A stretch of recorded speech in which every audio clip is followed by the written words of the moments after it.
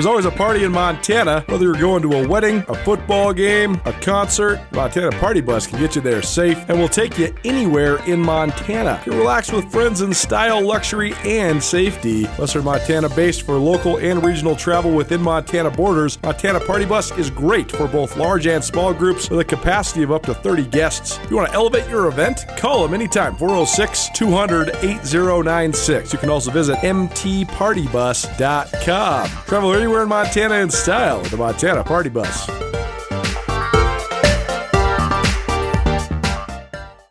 We got a lot of inquiries. Where the heck's Mike Rider at? Riding with Rider. We're doing it. We're doing it once a week for the rest of the season. We're still figuring out all the details, but we're happy to have Mikey back for another year. And the Bobcats play tomorrow, so good time to give you guys all something to listen to while you're either driving to Eugene or getting ready for the game tomorrow. How you doing, bud? Good to see you. Doing good, man. Happy to be back. It doesn't get any better. I'm sitting here in Bozeman today, tackling some work, and then get to go back to Billings. Going to watch a little high school football tonight. Watch the West High Bears take on Glacier, and then a slate full tomorrow. Excited. My Longhorns are playing Ohio State, and then roll right into the Cats taking on the Ducks. It's the greatest time of year. This is the best. So I love summer. Hate to say bye to it, but boy, we got a fun fall coming up. Yeah, you've gotten a little bit of run lately on here because there's been a couple of former West High Bears that have given you the shout out. Caden Dowler gave you the shout out the other week, and Taco did earlier this year too, because you were coaching there at West once upon a time. So it's got to be fun for you to see guys that you coached, especially at the high school level, that have turned into some of these great players like they have at the Big Sky level. Oh, it's so fun, and those are great kids. But just to watch their path of success, you see them in high school and have an opportunity to coach them, and you know that there's just something different about them right away. And so seeing guys like that and seeing a Paul Brott, and then seeing them become elected captains. I mean, that's as cool as it gets. That's one of the highest honors you can have is your teammates, 105 guys, calling your number, saying we want these guys to be our leaders here. And so to be elected a team captain, that is a huge honor. And I'm just proud of those guys. It's fun to keep track of them. I hope they stay healthy. And I just wish the world for those guys. Well, you'll appreciate this. One of Montana State's 6 captains, Titan Fleischman, he's from Pocatello, Idaho. When you were a captain in 2010, you shared the captainship with Jordan Craney. And Titan actually said, he told me and Bill Laverty, Jordan Craney was like my hero growing up. I thought that was awesome, especially because Titan's an offensive lineman. So he's, he was probably never playing safety. He's probably been like 6'4" since he was in 6th grade because that's a huge man. But either way, a shout out to Jordan Craney. I thought that was cool that Fleischman loved him growing up. I love it. One, that makes me feel old. Right. Crap. Like that ages us, right? Because I'm even a year older than Jordan. We were the same class, but he never redshirted. Right. But Jordan's a good guy to have as a hero. There's not a nicer human on this planet than Jordan Craney. So it says a lot about Titan Fleischman, and that offensive line is going to need him to step up and kind of lead the charge this season. There's no doubt about it. It's been a fun offseason so far, especially since they opened up availability with the players in late July. Lamberty's done a great job of hooking us up, and we've got a ton of interviews. But the thing that is like the omnipresent theme amongst these guys to me is they are very well aware of what everybody in the country and everybody in the state is talking about. Like, how the heck do you replace Tommy Millott? How the heck do you replace Brody Grebe? Well, Marcus Ware's not here anymore. There's a lot of people saying, Cats going to take a big step back from where they were at last year. These guys seem to all absolutely know that that's what the narrative is. And they're kind of all like, we still think we're pretty good, right? Like Paul Brown on Media Day was like, yeah, everybody wants to talk about the guys we lost. How about the guys we still got? He's like, we got a lot of guys that I think are pretty good football players. So I think it's an interesting mentality. This team seems to have a totally different vibe coming into this year than last year's team. And I think that's a good thing. You've been on a lot of teams with a lot of different personalities. Last year's team was so great, but they were also so serious. I mean, Tommy is, Mr. He doesn't see anything besides what's right here, right? And same with Brody Grebe, right? But like Paul Brott's a fun-loving guy. Zach Cruz a fun-loving guy. Kenneth Iden is, he's a guy that likes to he's a talker. And I just think this team has a Taco Dowler too, Caden Dowler, all those guys. I think they have a different personality. I think they know what the world's talking about. I think they're ready to start proving people wrong. Yeah, yeah. Every year these teams they take a different personality, and it's fun to see that come out. And you guys on those media days, you get to see a lot of that, and I get to see some of it just via the papers and things like that. But I'll start by saying I think anytime you've got elected captains and leaders, both on the offensive and defensive lines, because it doesn't always happen that way. But we all know that as your offensive line and your defensive line and how physical you are in the trenches, as they go, your team goes.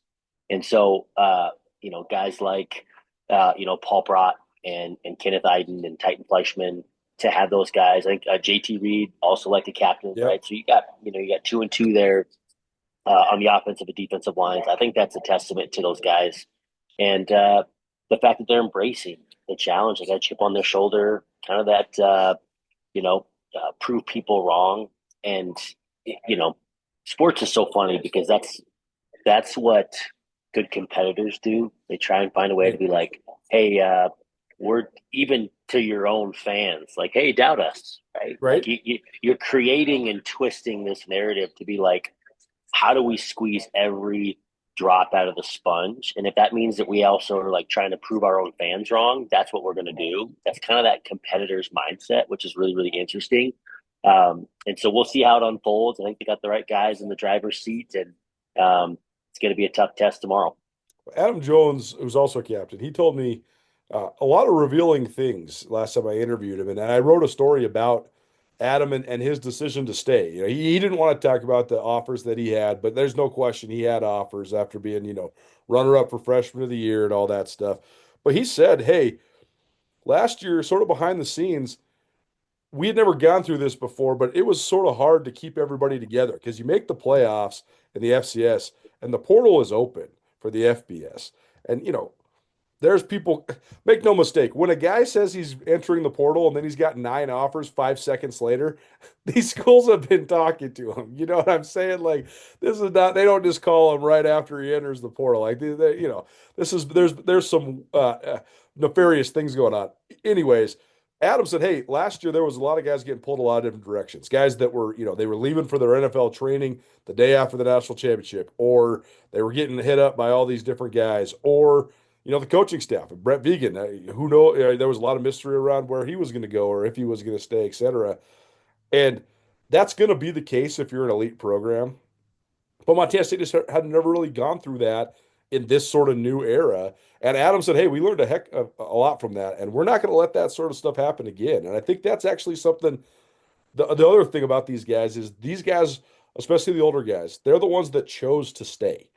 And I think that there's a lot to be said for that. I think that's going to drive sort of the internal cohesiveness of this team forward. Yeah, I think anytime you have an opportunity to go through challenging situations, that's what fortifies a team. That's kind of like the just some of the adversity and navigating. There's a lot of unknown. These are some of the first time things.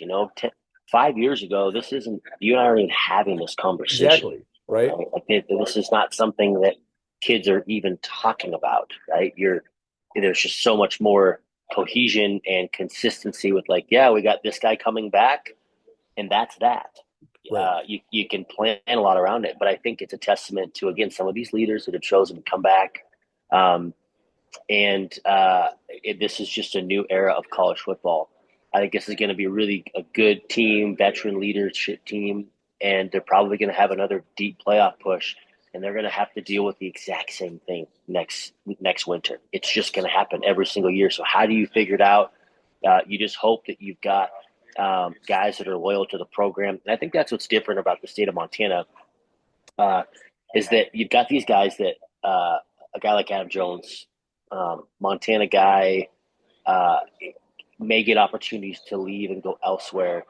But in MSU, you've got a huge advantage, and I'll say the same thing. In Missoula, they've got a huge advantage because a lot of these kids are Montana kids. They've dreamed of playing for the Cats or the Grizz, and so, uh, albeit a weird situation at the end of the year, and not to say that any Montana kid's never going to leave for greener pastures potentially and collect the payday. But boy, I'm sure happy we're in at Montana State or at the University of Montana and not Portland State or Northern Colorado or Idaho State. Like those guys, uh, say what you want, they're not likely going to stick around. And so we've got game day atmospheres and boosters and an experience that's second to none. And so hopefully you can keep these guys around in this ever changing college football landscape. And they're trying to do the facilities and the NIL and to the best of their ability. And Montana State's, is going to be up there with any of those group of five with what they got going on in terms of facilities and NIL. And so, yeah, strange time to be a college football player. It creates unique dynamics, but glad that you should be glad that you're either a Bobcat or a Grizzly fan because you've got a lot of advantages. There's no doubt. No doubt. And I think that some of these young people are starting to have more perspective than I think that we give them credit for, too. I mean, I talked to Eli Gilman about this offseason, too. He's not a Montana guy. And he said same thing. Hey, I had a bunch of offers, but like nobody was giving me anything solid. It seemed sort of weird. It seemed sort of sketchy. He's like, at Montana, I know what I got. I know what exactly what my NIL deal is, but I also know that I'm going to be the starting running back on a top 10 team and we're going to sell out every single game and this is going to be so fun and like he was making adult decisions like, oh, I could go over here to this Mountain West or even this low level Big Ten but like, is it going to be like the fans in Missoula? Is it going to be, Yep. like he said, if I want to play at the highest level, if I go break Lex Hilliard and Chase Reynolds records at Montana, my NFL resume, there it is. When you Yep. transfer to some Big Ten school, are you going to rush for 1,600 yards? I don't know. It's the same thing Adam Jones said. Like, okay, I could go try my hand here or there or wherever, but here I know exactly what I got. I'm a captain. At a place that means something to me. I'm just impressed. I thought it was going to take like 10 years and guys going out and getting burned and all this stuff for guys to Yeah. start having perspective. And I think there is a lot of stuff like that still. Like I think some of those guys that left the Cats to go transfer to places like Cal, I think they're going to have some regrets down the line. But I do think that these guys they're kind of coming together a little bit on this quicker than I thought. I think some of these guys are having better perspective than I think a lot of the older college football followers give them credit for. Yeah. I think, time is so interesting as time passes and yeah, the smoke clears a little bit. You can kind of feel some of that, at least at this level. The smoke is clearing, and you're kind of like, yeah, maybe that isn't the best thing. And so you need a few guys that are gonna like a Taco, like an Adam Jones, who I think are pretty darn loyal to Montana State. Not Yeah. to say that a year from now, things are going to change. I've had some good conversations with Taco, and uh, look, things could change, but I know those guys are loyal. They like Coach Vegan a lot. There's a lot of loyalty there, um, but they're also looking at this. I mean, they're making business decisions, yes, and adult decisions. I mean, to keep your loyalty to your school, but there's also opportunities to make money. I mean, I look at Taco. Taco's done a bunch of football camps. I mean, Adam Jones did the same thing. There's opportunities to now create some business for yourself and use NIL. And okay, maybe it doesn't look like I don't even know what they're paying to go and they were to transfer to a Mountain West school. I I don't know what they're paying for that, but like there are opportunities to use some business skills to start actually making some money via camps and things like that. And so, is it exactly the same as you weigh those? If you were to, take a paycheck and go to, I don't even know, maybe it's a Big Ten school or maybe it's a Mountain West school. Uh, but I think it's just becoming more and more appealing as the smoke clears to kind of stick where you're at, be where your feet are at. And look, these guys, I told this to Taco, and I said, if you are smart about this, you can use your name. And in a state like Montana, if you are loyal and you do things the right way, you can stick around and you'll have job opportunities, you'll have networking connections, things like Exactly. you would ever have if you leave. And in a state with just a little north of 1 million people, but with a lot of successful, connected, wealthy people, and you're looking for opportunities post college, if you do it right, it will be the gift that keeps on giving. And No so doubt. some of these kids are learning that. Some of them, are going to maybe go and chase that next opportunity, which is fine. But it's just becoming a little bit more and more clear, and you just need a few guys to say, "Hey, I'm going to be where my feet are at." and take a shot and take a risk on me. Join Town Pump's Pump It Up Rewards Plus program and never pay full price for fuel again. Save 5 cents on every gallon every day at any Town Pump across Montana. Plus, earn and redeem points on your favorite in-store items to get free stuff with our clubs. Stop in and pick up a rewards card. Download the Pump It Up Rewards Plus app today. Or visit townpump.com/rewards to register and start saving. Town Pump. Right down the road. Pump it up. Oh, yeah.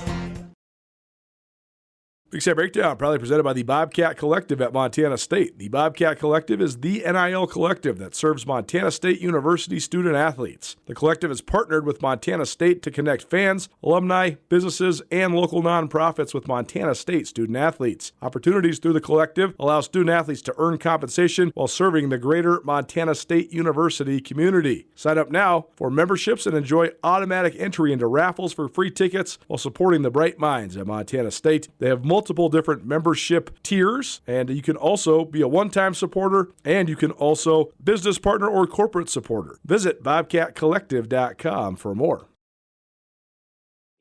Yeah, I mean, last example on this, but I mean, Isaiah Fonse transfers to Cal, and he's still going to be remembered as a great Bobcat running back or whatever. But like he could have been the all-time leading rusher in the history of the school. Like could have been like the guy that's like the face of one of the great running games in the history of college football. He's the man. He could have been the guy that, had 4 straight 1,000-yard seasons and all that. And, then you go to Cal and you rush for 400-something yards and you score 4 touchdowns. And I don't know, man. I'd rather rush for 185 yards and 3 touchdowns against the Grizzlies than I would to be like the third-string running back at Cal. Yeah. And look, that's not a knock on Isaiah. I think this was right. He was also caught into a system of like it was new, right? Right. I mean, things were pretty. It was the shiny penny. It was new. Totally. It was an opportunity. And, I can't ever say if I was in that situation, what I would have done. I don't know. But it's just the smoke is clearing around some of that stuff. And you're right, like it or not. I mean, he is a Northwest guy. He's a Pacific Northwest guy that did so much for Montana State. But again, you kind of, in a lot of ways, you sever those ties no doubt, if man. you leave. And so you can pretend it to be otherwise. And he'll be well thought of. And again, even as an alum and I'm grateful for his efforts, but it's not the same as if he graduated and stuck it out. You can't pretend that it is. It's so totally, man. I mean, Prukop, same thing. Like you were on that staff when you guys got let go, and I felt bad for Prukop because he was sort of stuck in the middle, and there was this whole thing with like, is Cram's going to be the coach? Is he not? Yep. Prukop's like sort of getting dangled out here as like this pawn, and finally he was like, screw it, I'm going a different way. I'm going to Oregon, and then it doesn't work out for him there.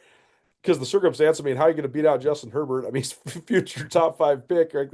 You don't really know that when you're going over there that this guy is going to become what he's going to become. But either way, I mean, I've talked to Dakota about it, and he said it on this show before. Hey, like if I could do it again, I probably would have done it a different way. Because he's remembered. He's one of the greatest athletes that's ever played in the Big Sky Conference. He's not absolutely.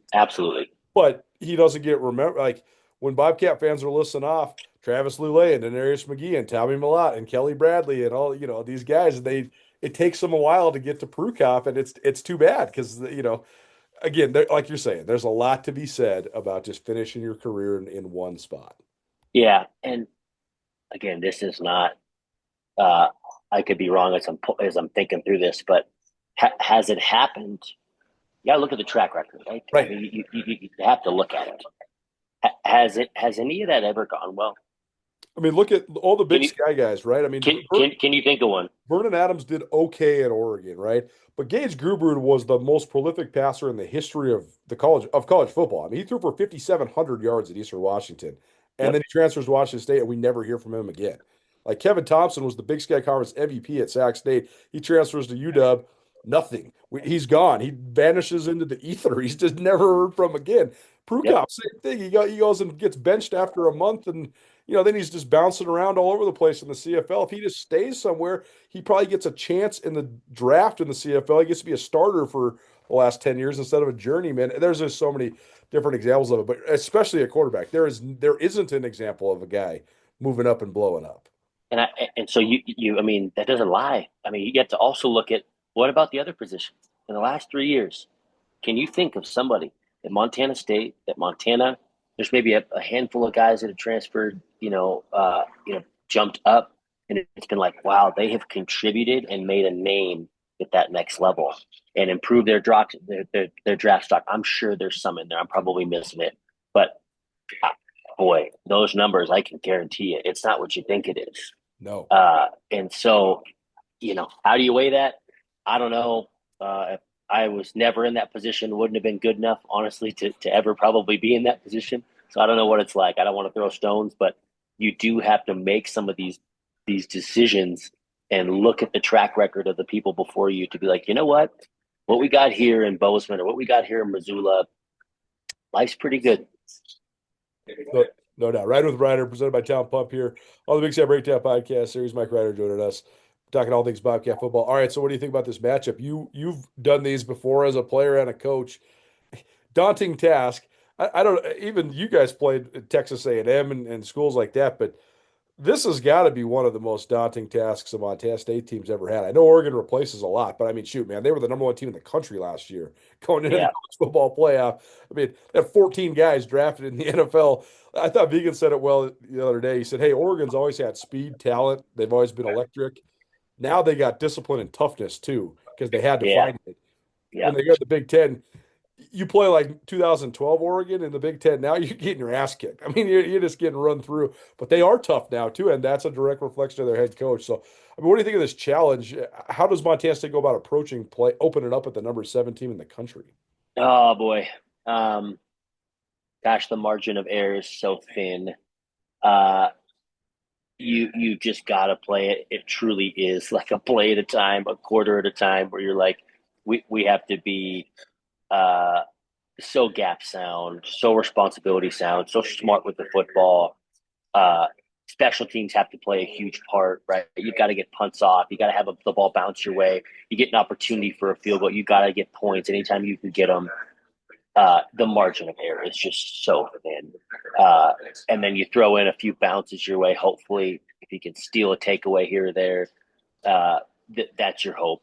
At the end of the day, you want to come out of here healthy. I think that sounds like such a coach speak, but I've been on these. I remember going to play Kirk Cousins and the boys in 2010 and, Michigan State. You're kind of like, I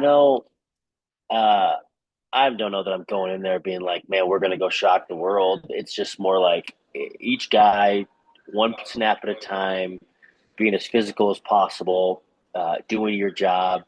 I think it's just a workman-like opportunity, and Coach Vegan will do a good job and have those guys ready to go. But at the end of the day, you got to play your game. Doesn't help if you got a quarterback that, first-time starter here at MSU, but he has been in that setting before, which is a little bit helpful. But all in all, every guy doing their job, trying to execute at a high level, take care of the football, few bounces your way. If you can take it away, special teams are going to play a big thing, and just get out of there healthy. Yeah, I mean, last thing for you, I think that the beginning of this season is such a crazy challenge for Montana State because they have not lost much to under Brent Vegan, and last year they didn't lose at all until the last game, and now you're going in the first game, you're hoping to play well, but you're probably going to lose. So now it's like, okay, they haven't had a 3-game losing streak in 10 years? I mean, it's been a long time since they lost 3 in a row. So it puts so much pressure on next week too. I guess my thought here is that I know these guys are desperate to like wash the taste out of their mouths from losing last year. They were all so disappointed in how they played the first quarter and a half of that national championship game, and then they played well, but I mean, it was just too little, too late. So I just wonder, like, they're just chomping at the bit to like figure out a way to show the world like we're back, and they might have to wait until next week. But I don't know. Maybe they consider and hang in this game. So I guess what constitutes success if you're Montana State in this game? Yeah, I think it's some of these individual matchups that you get to look at. Some of these guys just look at this as this should be looked as an opportunity. These kids, this is a special environment they get to go play in, to go toe to toe with some of the best talent in the country. There's no doubt about that. And so I think all of these guys, if you're a competitor, you're looking at an opportunity to say, how do I stack up, right? Ken Iden trying to go and beat a left tackle that's probably a 5-star tackle, and what does that look like? Paul Brott, in the trenches trying to hold the line of scrimmage, stay gap sound. What does that look like? Taco Dollar. Can I beat a guy in the slot? It's winning those one-on-one matchups. I think that's a fun challenge. Now, how does this play out at the end of the game? I don't know, but success looks like trying to win some one-on-one battles, match the physicality where you can, and just compete your butts off, and don't go beat yourself, right? It never feels good if you're going to go out there and be like, look, at some point, yeah, we got beat on some, we got outmatched maybe on the outside, or maybe they were a little bit more physical, and over time it wore us out, but not to the point where you're like, look, we turned the ball over, we didn't execute at a high level. So success looks like being gap sound, tackling well, taking care of the football, and see if you can stay in the game late in the fourth quarter. But this is a fun opportunity for these kids. Again, I've been in their shoes. Texas A&M, Kansas State, Minnesota, Michigan State, Washington State. Like, those were fun games. It's fun to go and say, where do we stack up? And the last thing I'll say is, I almost have this visual of like a guy. I don't even think they do this anymore, but you're in the on deck circle, and you got a weight around your bat, and you're just like, all right, and this is a heavy bat, and this is going to be a hard thing here, as I'm swinging. But hopefully, they can, maybe get to next week, and you take off the weight, and you're feeling pretty good against South Dakota State, and you're got some kinks ironed out. Maybe you've got some momentum, because you look like, hey, we hang physically with Oregon, and we were a couple possessions away here or there, and we got good momentum, and we're healthy. So last thing I'll say is, you want guys healthy. You don't want to lose guys in games like this. You want to have a healthy crew as you head into a big home tilt next week against South Dakota State. Well, you got a great 24 hours coming up. I'm jealous. I'm going to the game, so I got that on you. But you get to watch Billings West Glacier, which is that's one of the early season high school matchups in the whole state of Montana. That's going to be great. Then you get to watch number 1 versus number 3 tomorrow. Your Texas Longhorns taking on Ohio State. Then you get to watch the Cats. It's a pretty good 24 hours for you. It's great, man. And I got my wife to the point where she gets excited about these college football Saturdays too. So that's a big deal. And she's a Bobcat, so that's always helpful. My kids, it'll be fun to be running around and catching the game. And weather should be good, so we'll be kind of inside, outside watching games. It doesn't get any better than this, man. Love the college football seasons here, and yeah, just appreciate you having me, Colter. Of course, man. Good seeing you, buddy. We'll be in touch next week, but enjoy your weekend. Yeah, thanks. You too, man. Marry me in your future, or maybe you do it all over again. Hi, I'm Brian Toon with Jewelry Design Center, inviting you to come see the largest selection of Will You Marry Me in the state of Montana. The brightest diamonds of every shape and size, unique settings built to last, and skilled jewelers on site offering free sizing and maintenance for life, because that's how long we want to be your jeweler. Jewelry Design Center in Missoula, on Brooks, across from the Montana Club.